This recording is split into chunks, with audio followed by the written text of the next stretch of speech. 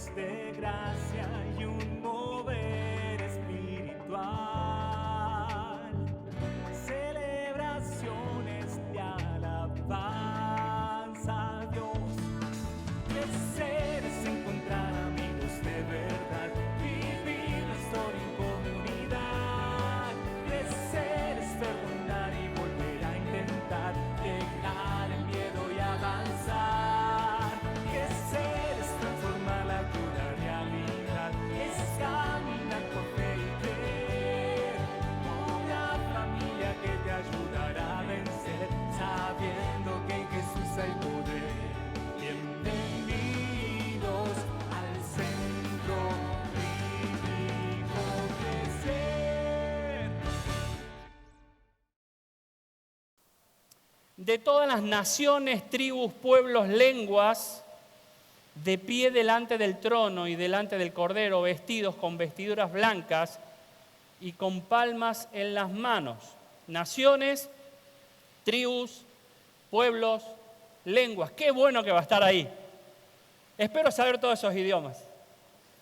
Pero la verdad va a ser increíble escuchar una sola canción de todas las naciones, de todos los pueblos, de todas las tribus, de todas las lenguas, unidos con un solo lenguaje, con un solo propósito, que es dar la gloria a Dios por los siglos de los siglos. Entonces, volviendo a nuestro capítulo 9, vamos a encontrar en este capítulo muy, muy especial al Señor marcando una ley que el pueblo de Israel tenía que cumplir, pero no por una cuestión racial, sino por una cuestión espiritual. ¿Se entiende? Acordémonos entonces en todo el mensaje esta palabra que es consagración, separación para un propósito divino.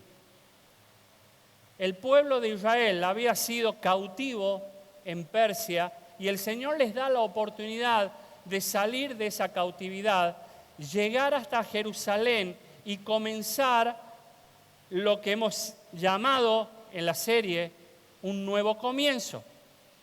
Pero el título justamente del mensaje es: si es un nuevo comienzo, si es un nuevo tiempo, ¿es una nueva regla? Y eso nos vamos a preguntar en esta noche. Y yo tengo la plena seguridad que la palabra nos va a dar la respuesta. Y usted se va a ir con esa respuesta. El pueblo de Israel había salido de la cautividad, pero una vez que salió, lo que había pasado es que en su mochila, en sus bolsitos, en su vida, en su corazón, en su mente, en sus acciones, habían traído hasta Jerusalén todas las costumbres religiosas de la cautividad. Entonces, no había diferencia entre unos y otros. Se habían mezclado con el resto de los pueblos y eso habían llevado a Jerusalén. Entonces era imposible hacer o por lo menos pensar en un nuevo país donde reine solamente la voluntad del Señor. No había diferencia en la adoración. Si nosotros nos parábamos o escuchábamos, era lo mismo escuchar una adoración a Dios que escuchar una adoración a cualquier ídolo. Se parecían mucho. Las canciones eran más o menos iguales, las danzas eran iguales, los sacrificios eran iguales. Entonces ahí donde está el propósito de Dios, que decía: no podés mezclarte, no podés mezclar todo porque no hay diferencia. Mía es la gloria y yo no la doy a nadie, dice el Señor. Yo no se la presto a nadie, no se la regalo a nadie, porque el Señor es dueño de la gloria. Entonces se había formado una especie de sincretismo religioso donde todo vale, donde todo es aceptable. No sé si les suena familiar esto, pero estamos viviendo tiempos muy parecidos a aquellos tiempos de Esdras. Algunos versículos del capítulo 9, vamos a leer al comienzo. Dice el versículo 1: luego de que se hizo todo esto, los jefes se acercaron a mí y me dijeron: Esdras, el pueblo de Israel, los sacerdotes y los levitas no se han mantenido alejados de las costumbres de quienes habitan alrededor, o sea, de los cananeos, de los hititas, de los fereceos, de los jebuseos, de los amonitas, de los moabitas, de los egipcios, de los amorreos. Versículo 2 dice, los israelitas y sus hijos se han casado con mujeres extranjeras y la raza santa se ha mezclado con otros pueblos. Los líderes y altos funcionarios de Israel han dado mal ejemplo con este comportamiento que es desleal a Dios. Cuando escuché esto, rasgué mis ropas, me arranqué el pelo de la cabeza y de la barba y me senté muy confundido y molesto. Todos los que respetaban la ley de Dios en Israel se reunieron junto a mí cuando se enteraron de la ofensa de los que acaban de regresar del cautiverio. Me quedé sentado y confundido hasta la hora del sacrificio de la tarde.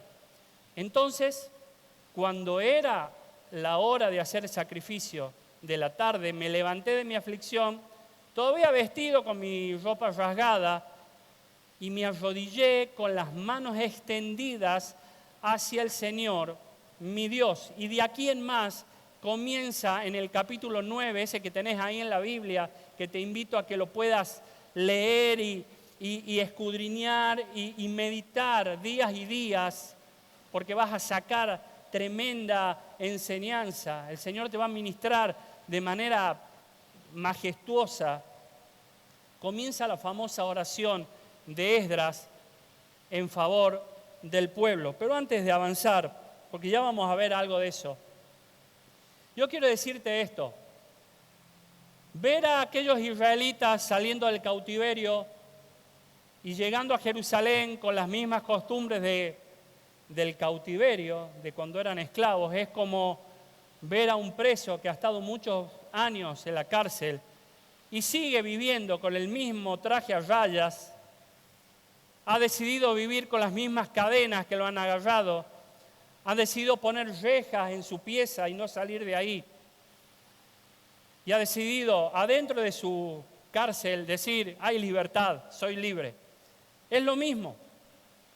Y así parece como, wow, es ridículo ver una persona vestida con el traje anaranjado, con la bocha de acero, llevándola con inconvenientes para caminar porque es muy pesada. Así se veía el pueblo, mezclado con las viejas costumbres idólatras en la cual el Señor los quería rescatar y quería ser una nación santa, un pueblo escogido por Dios, donde la bendición iba a llover a cántaros si ellos iban a ser fieles. Pero no pasó así. Ellos lo que hicieron es hacerla fácil y mezclarse con los otros pueblos. El Salmo 106, 35 dice así, se mezclaron con las naciones y aprendieron sus costumbres. Se mezclaron con las naciones aprendiendo sus costumbres. Cananeos, hititas, fereceos, jebuseos, amorreos, y la lista sigue. Todos han aportado a esta nueva religiosidad. Todos aportan a esta nueva creencia, a esta nueva fe, la nueva tolerancia. Vamos a respetar a todos porque todos somos una sola cosa. Entonces algunos adoran a Dios y otros abrazan un árbol. Y otros creen en una imagen y otros creen en la tierra. Y todo es Dios, y todo es poder, y todo es místico. Y eso pasó acá, pero también pasa hoy.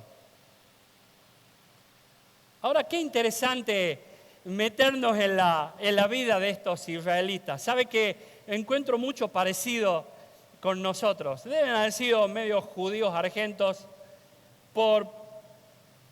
déjeme imaginar, si esto no está en la Biblia, pero si hubiéramos preguntado, bueno, pero ¿en qué te basás? ¿Y qué hacemos los argentinos? Lo primero que hacemos es tirar excusas. Somos muy buenos para dar explicaciones, inclusive hasta ridículas.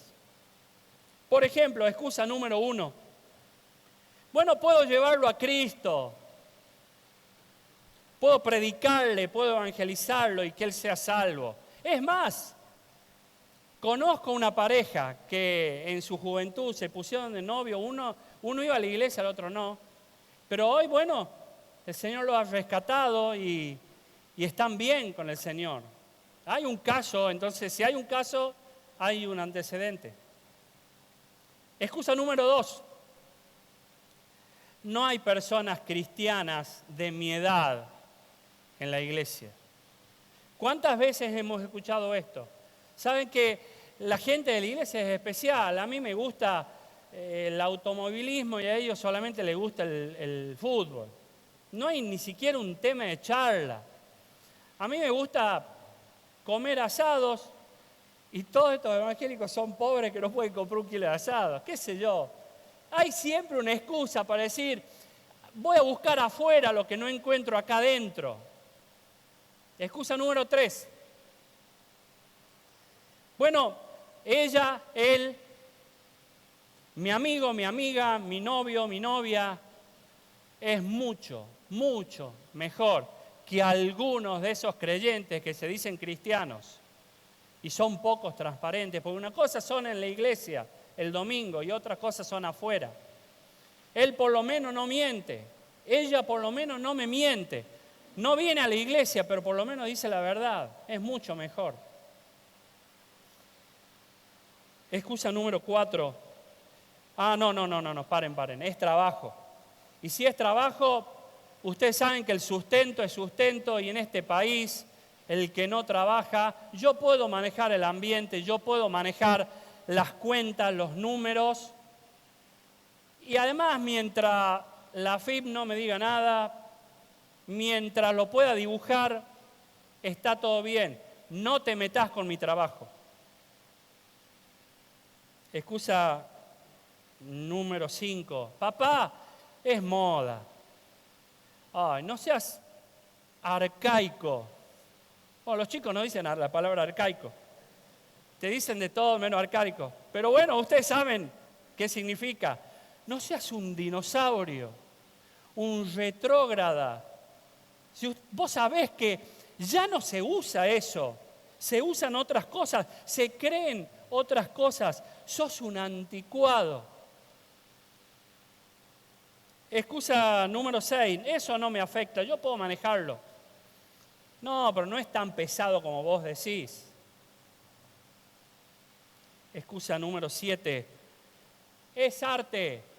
Vivimos en una tierra totalmente cultural y que tiene su idiosincrasia, donde uno cuando escucha un tema de los manceros le da sed.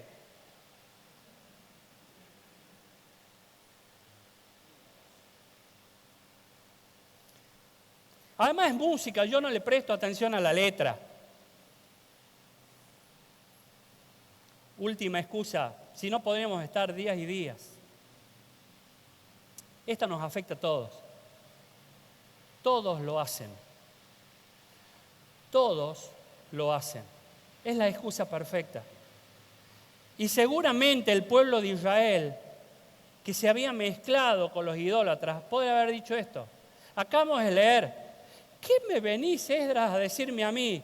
Si lo hace el gobernador, lo hace el sacerdote, lo hacen los levitas, los que trabajan en el templo, todo el pueblo lo hace. Primero anda a decirles a ellos que tienen que dar el ejemplo.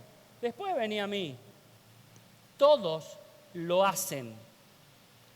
Y esa excusa hace de que me vaya justamente a un golpe letal de parte del Señor Jesús.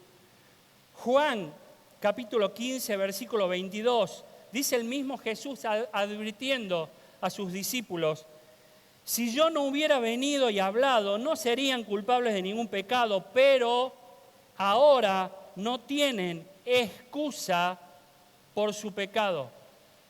No tenemos excusa por el pecado. Si usted cree que en aquel trono blanco el Señor nos va a dar, bueno, tenés 15 minutos para explicarme por qué pasó lo que pasó en tu vida, estamos muy equivocados. El Señor nos va a hacer recordar este texto. ¿Sabes qué? No tenés excusa. yo ya te advertí y dejé a mi hijo venir a la tierra a dar el mejor ejemplo. Sabías que tenías que imitarlo a él. Lo que pasa es que no hay una vida secular y una vida espiritual. No hay, doble realidad en las acciones. No hay doble cristianismo. No hay doble ciudadanía. O somos ciudadanos del cielo o somos ciudadanos del infierno o que van al infierno. No hay una cuestión de que, como hacen ahora, sobre todo vieron que los deportistas, voy a hacer la ciudadanía italiana para tener la doble ciudadanía, entonces son italianos y son argentinos. Eso no hay. En la Biblia no aparece en ningún lado porque no existe.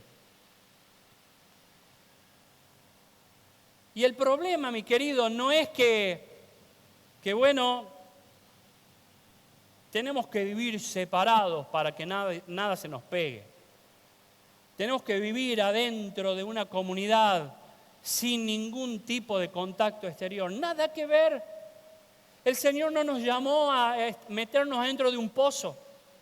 Al contrario, estaba en contra de las enramadas. Alguna vez un discípulo le dijo, vamos a hacer acá 3 chalecitos con pileta, con quincho. Nos quedemos acá, Señor, mirá, está re piola.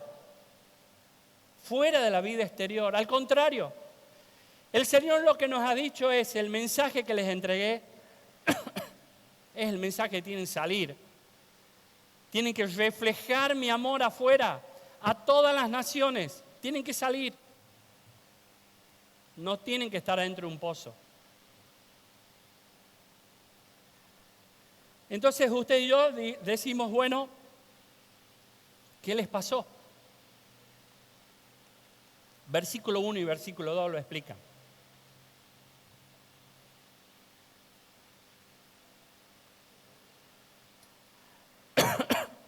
Perdón. Mira esa frase que saqué del versículo 1. No se han mantenido alejados de las costumbres. Mira el versículo 2. Se han mezclado. Ese es el problema. Se nos ha pegado la costumbre. Nos hemos mezclado. Como quien mezcla la harina y el agua, como quien mezcla una masa que después no se puede desmezclar. Entonces no es solamente llegar a un estado de libertad, sino es mantenernos en estado de libertad. Demostrar que somos libres. ¿Está demostrando, mi hermano, que es libre? ¿O se nos han pegado demasiadas cosas? Y nos hace ver con el traje a rayas todavía. Mire, mezclar la fe en Dios, gracias.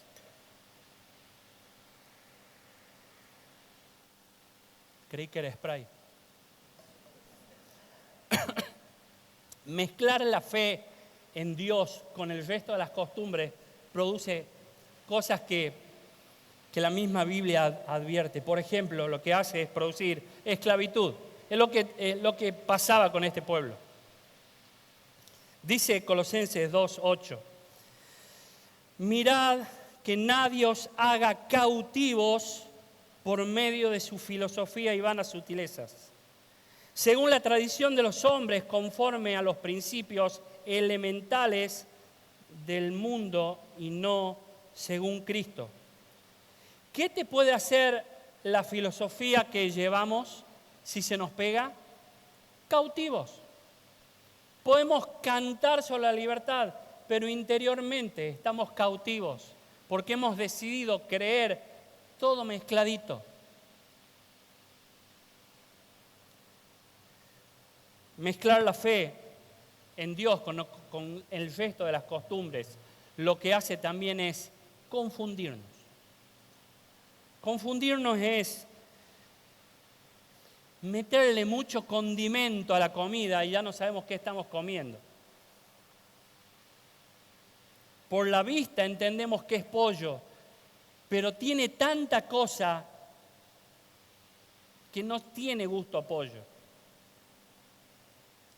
Dice 2 Corintios 6:14, no participen en nada de lo que hacen los que no son seguidores de Cristo.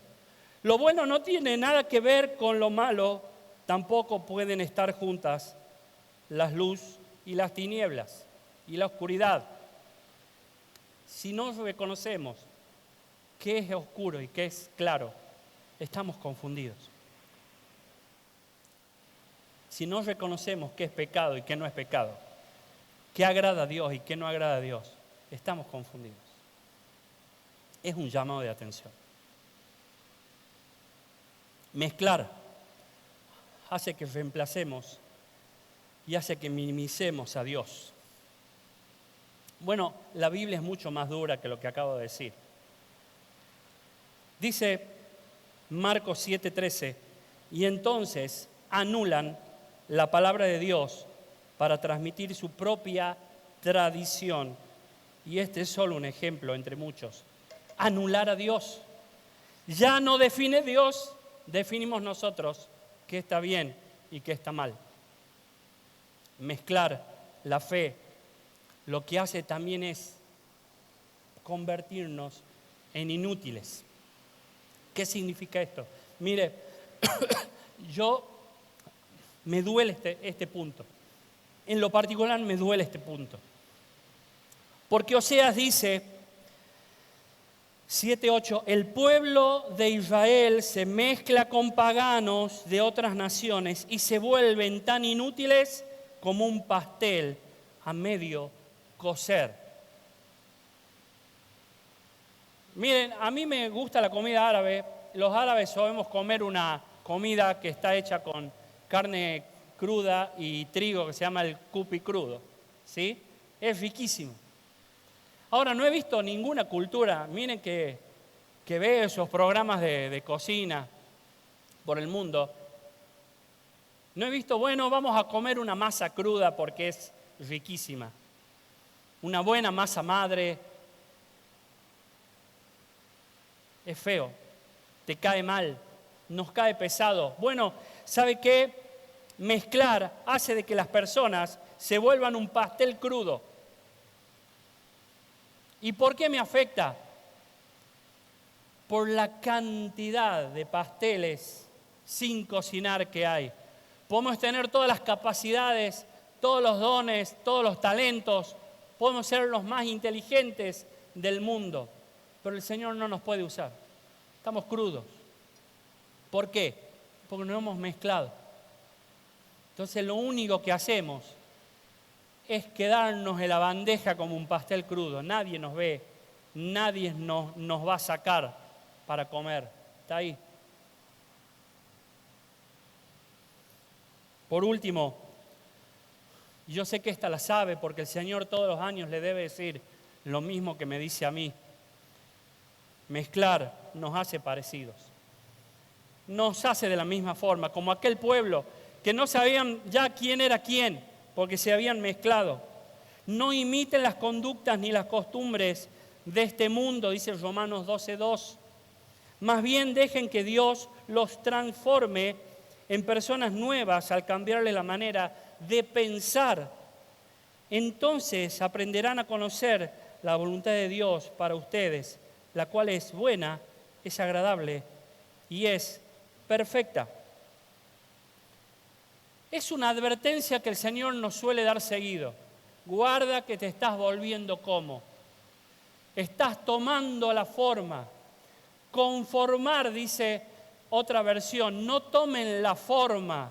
Si yo pongo el agua acá en la copa, el agua empieza a tener la forma de la copa.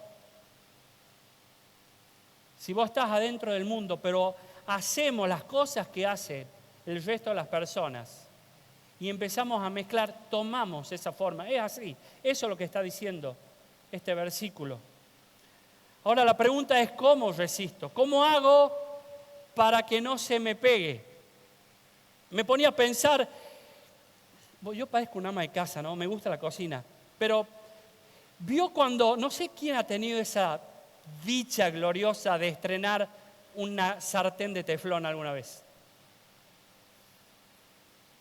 ¿Vio qué lindo que es cuando agarra el huevo frito y lo tira para arriba y se despega? Porque está nuevo ese teflón, no hay nada que lo pegue. ¿Sí? Como esa publicidad que vemos ahí, que le echan caramelo y se quema y todo, lo sacan y se limpia con un trapo y ya está.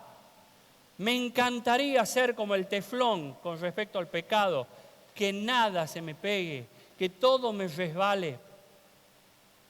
Pero ¿cómo logro esto? ¿Cómo logro lo que estas personas no lograron de mantenerse alejados? Si me están rodeando, me están abrazando las costumbres y la cultura de este mundo, ¿cómo hago para que no se me pegue? Y aquí está la oración de Esdras, aquí está la actitud de Esdras, una actitud totalmente humana que vos y yo podemos imitar. No es algo que no podamos hacer. Por eso yo te voy a pedir que por favor prestemos atención a este ejemplo de oración que nos da Esdras. Pasemos desde ahora en adelante nuestras oraciones por este filtro para ver si estamos bajo esta condición. Si hacemos la oración temiendo y con esta profundidad espiritual con que la hizo Esdras. En primer lugar, Esdras se asombró, ¿sí? Se asombró cuando escuchó la noticia. Cuando oí esto, rasgué mis vestidos y mi manto y arranqué el pelo de mi cabeza y de mi barba y me senté angustiado en extremo. ¿Notó la sorpresa? ¿Cómo? ¿Qué me estás diciendo? Sí, mira, Esdras, pasó esto, lo acabamos de descubrir. La sorpresa hace que no lo puedas creer. La sorpresa, el asombro, hace de que cuando veas un pecado, no lo podés creer. ¿Cuál es lo contrario? Y lo contrario es la familiaridad. Qué triste es cuando alguien viene y te dice, no tenés idea, ¿sabes cómo terminó tal así? Y escuchás esta respuesta, y sí, era lógico, no me sorprende.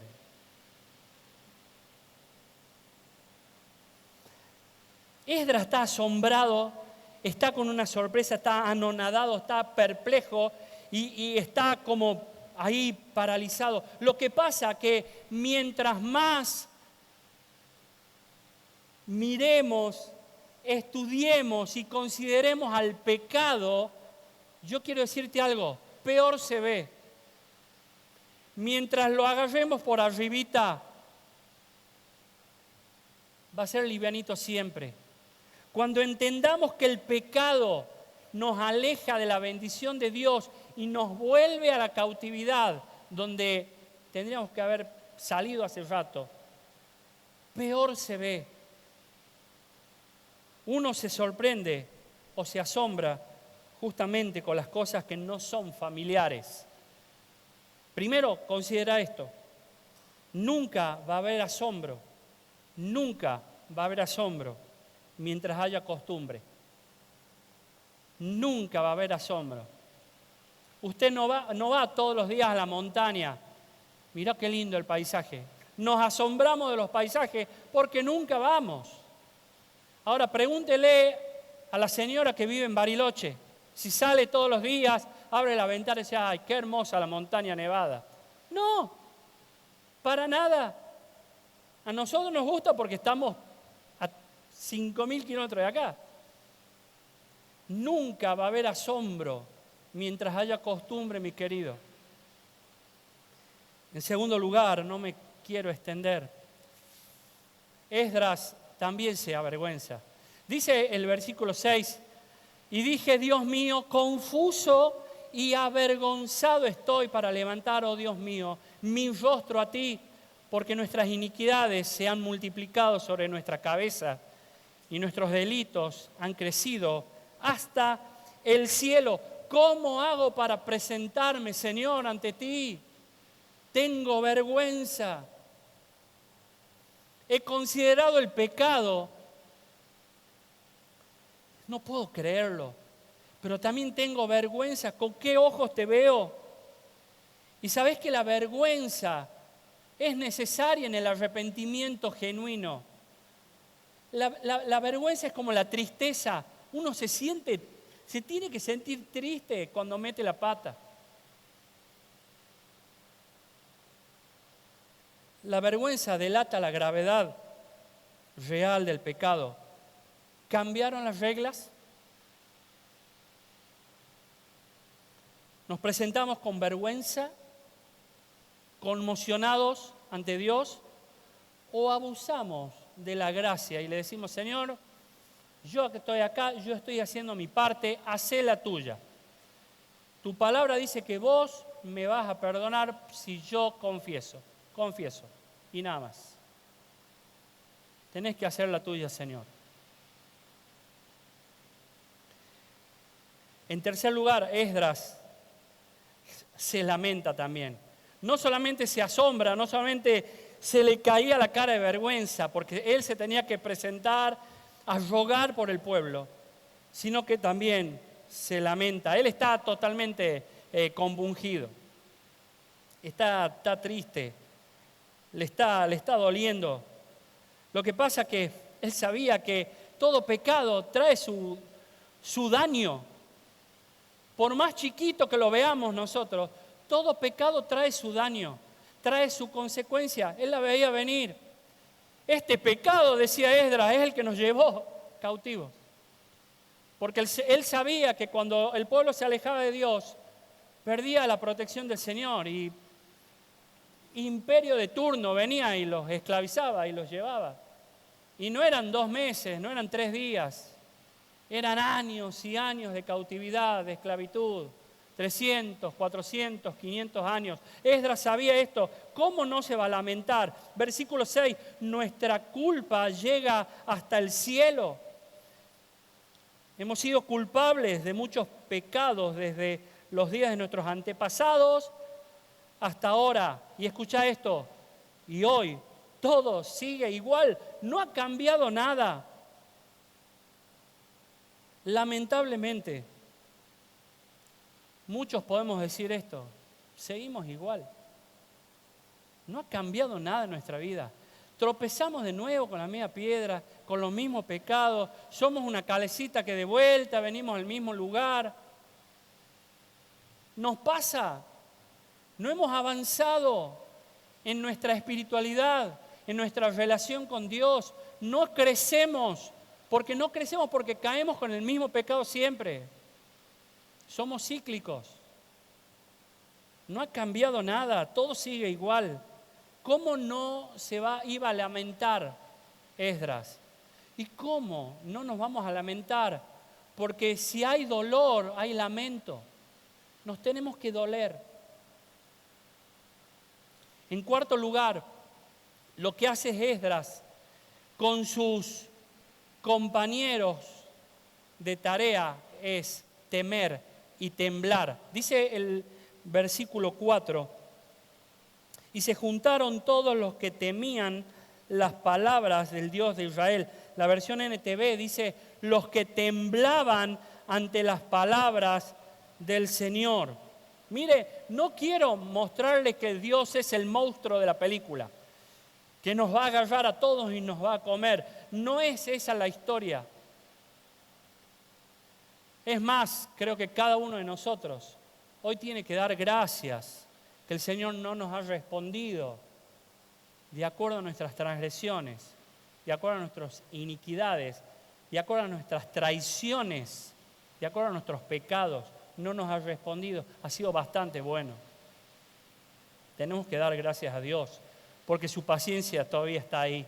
Su misericordia se renueva cada mañana. ¿Cómo no le vas a dar gracias a Dios? No nos ha pagado conforme a nuestros pecados. Pero Isaías nos recuerda, y dice así, Isaías 66:2, dice Jehová, Miraré a aquel que es pobre y humilde de espíritu y que tiembla a mi palabra. Cuando agarrás la palabra del Señor, te tiene que temblar la pera, mi querido. Es la palabra del Señor. Es la ley del Señor. Proverbios dice, no seas sabio en tu propia opinión, más bien teme al Señor y huye del mal. ¿Escuchaste? Muchas veces queremos escapar. No. Teme a Dios y huí del mal. Temblá cada vez que el Señor te hable. En último lugar, es una oración. Y la oración tiene que tener confesión.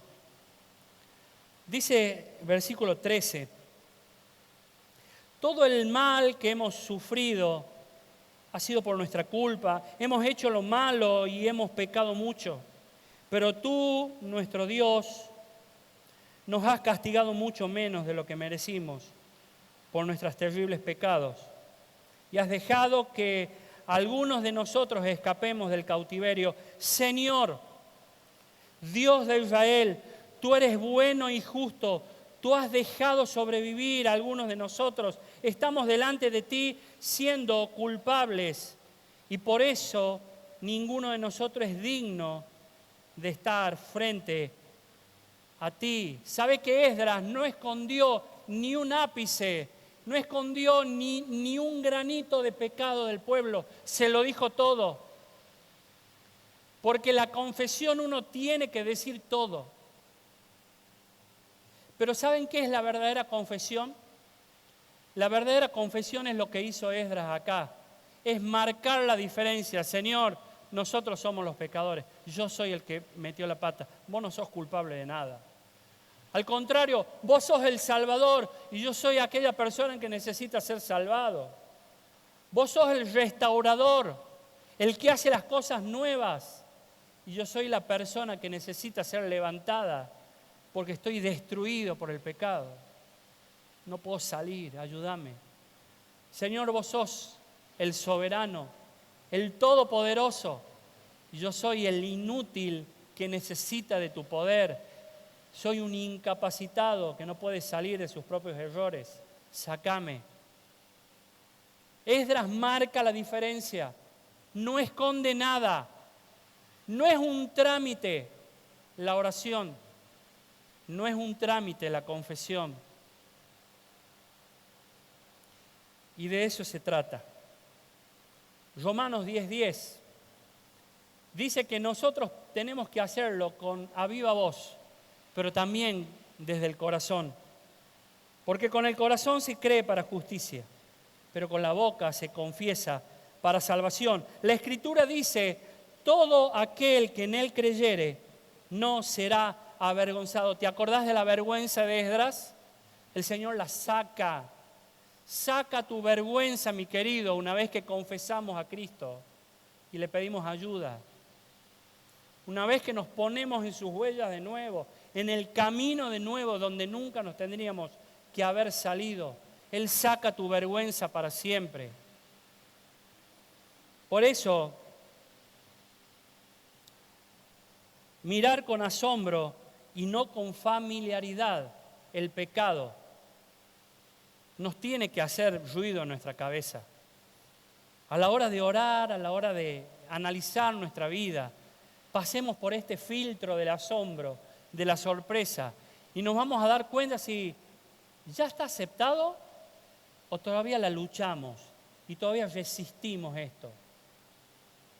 Sentirnos indignos y avergonzados por fallar al Dios fiel. Entendemos que Él nos dice, entren con confianza al trono de la gracia para alcanzar misericordia. Pero esto no es entrar así nomás. Esto no es ni pido permiso. Indignos y avergonzados. Lamentar el daño inevitable que causa la caída. Ningún pecado se va sin hacernos daño. Por favor, entendamos eso. Temer y temblar ante la advertencia, porque la da el juez justo. el soberano y confesar sabiendo que el perdón va a completar nuestra restauración, pero también porque Él es fiel y justo para perdonar nuestros pecados, limpiarnos de toda maldad. Quiero dejarte simplemente un recordatorio, querida iglesia. Hemos comenzado con un versículo de Apocalipsis, quiero terminar con otro versículo de Apocalipsis, unirme a la canción que hemos cantado de ver al Cordero vivo. Miren, este versículo nos va a recordar quiénes somos. Y dice Apocalipsis capítulo 19, 7, gocémonos y alegrémonos y démosle gloria, porque han llegado las bodas del Cordero. Y escucha esto, y su esposa se ha preparado. Su esposa se ha preparado. Te dejo simplemente la pregunta, si depende de vos y llega el Señor y nos paramos ahí en la boda, esta esposa, esta parte de la esposa que tiene acá, ¿está preparada o está mezclada con otros pueblos, con otras costumbres, con otras creencias? Pensemos, por favor, lo que nos corresponde a nosotros. Que Dios te bendiga. Vamos a orar. Póngase de pie.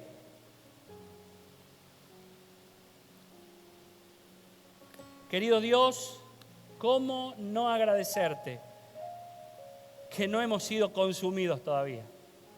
¿Cómo no agradecerte, Señor, que aún así estás preparando la fiesta para encontrarnos contigo? ¿Cómo no agradecerte, Señor, que nos has dado una libertad verdadera, una libertad santa, una libertad pura?